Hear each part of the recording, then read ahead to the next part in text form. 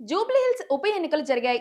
KTR TDP సానుభూతి పరుల్ని ఆకట్టుకోవడానికి నానా తంటాలు పడ్డారు. కానీ వైసీపీ సానుభూతి పరుల గురించి అస్సలు పట్టించుకోలేదు. ఎందుకంటే అలాంటి వారు ఉన్నారని ఆయన కూడా అనుకోవడం లేదు కాబట్టి. అలాంటప్పుడు టీడీపీకి వ్యతిరేకంగా ఉండే జగన్తో బీఆర్ఎస్ దగ్గర సంబంధాలు పెట్టుకోవడం వల్ల ఉపయోగం ఏముంటుంది? ఇంకా నష్టం జరుగుతుంది. అయినా బీఆర్ఎస్ పార్టీ జగన్ కు మద్దతిస్తూ టీడీపీని కించపరుస్తూ రాజకీయాలు చేస్తుంది. జూబ్లీహిల్స్ ఉప ఎన్నికల టైంలో టీడీపీ సానుభూతి పరుల ఓట్ల కోసం బీఆర్ఎస్ గట్టిగా ప్రయత్నించింది. కేటీఆర్ వివిధ మీడియాలకు ఇచ్చిన ఇంటర్వ్యూల్లోనే ఇది స్పష్టమైపోయింది కూడా.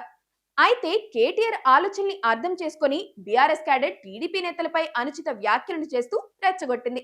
ఫలితంగా టీడీపీ సోషల్ మీడియా పోలింగ్ కు 5 రోజుల ముందు యాక్టివ్ అయి బీఆర్ఎస్ కు వ్యతిరేకంగా గట్టి ప్రచారం చేసింది. గతంలో ఎన్టీఆర్ ని, ఇతరుల్ని టీడీపీ పార్టీని ఉద్దేశించి చేసిన వ్యాఖ్యలను వైరల్ చేశాయి.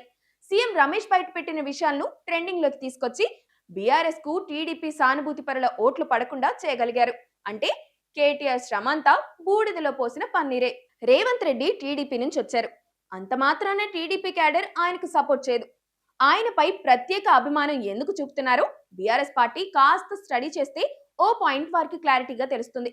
రేవంత్ ఎప్పుడు టీడీపీని కించపరచరు, చంద్రబాబును కించపరచరు, అనవసర విమర్శలు కూడా చేయరు. ఎందుకంటే దానివల్ల ఆయనకు ఎలాంటి ఉపయోగం ఉండదు కాబట్టి. అలా చేయకపోవడం వల్ల టీడీపీ క్యాడర్లో తనపై ఉన్న అభిమానం నిలబడుతుంది. అదే సమయంలో బీఆర్ఎస్ పార్టీ అదే పనిగా టీడీపీని టార్గెట్ చేసి వారికి సరైన మొగుడు రేవంతే, ఆయనకు మద్దతు ఇవ్వాల్సిందే అన్న పరిస్థితిని కల్పిస్తున్నారు. అదే రేవంత్ వ్యూహం పాటిస్తే సగం మందైనా స్ప్లిట్ అయ్యే అవకాశం ఉండేది. కానీ జగన్ కోసం టీడీపీపై తాము చూపుతున్న వ్యతిరేకత వల్ల మొత్తానికే నష్టపోతున్నారు.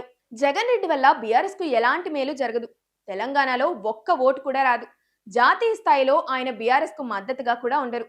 జగన్ రెడ్డి అవసరాలు జగన్ రెడ్డివి కాదని ఎవరూ అనలేరు. రేపు రాహుల్ గెలిచేలా ఉంటే ఆయన నిర్మోహమాటంగా ఆయన వెనక వెళ్ళిపోతారు. కేసీఆర్ తో పాటు ఉంటారనుకోవడం అత్యాశే. వైసీపీకి వచ్చే ఎంపీ సీట్లు, బీఆర్ఎస్ సీట్లు కలిపి చక్రం తిప్పాలని కేసీఆర్ అనుకున్నారు. కానీ ఆ కళ చెదిరిపోయింది. జగన్ తో టచ్ లో ఉంటే ఎప్పటికీ అలాంటి అవకాశం రాదు. తమకు తెలంగాణలో డ్యామేజ్ అవుతుంది. ఇలాంటి పొలిటికల్ ఈక్వేషన్స్ అంచనా వేయనంత కాలం బీఆర్ఎస్ ముందడుగు వేయడం కష్టమవుతుంది.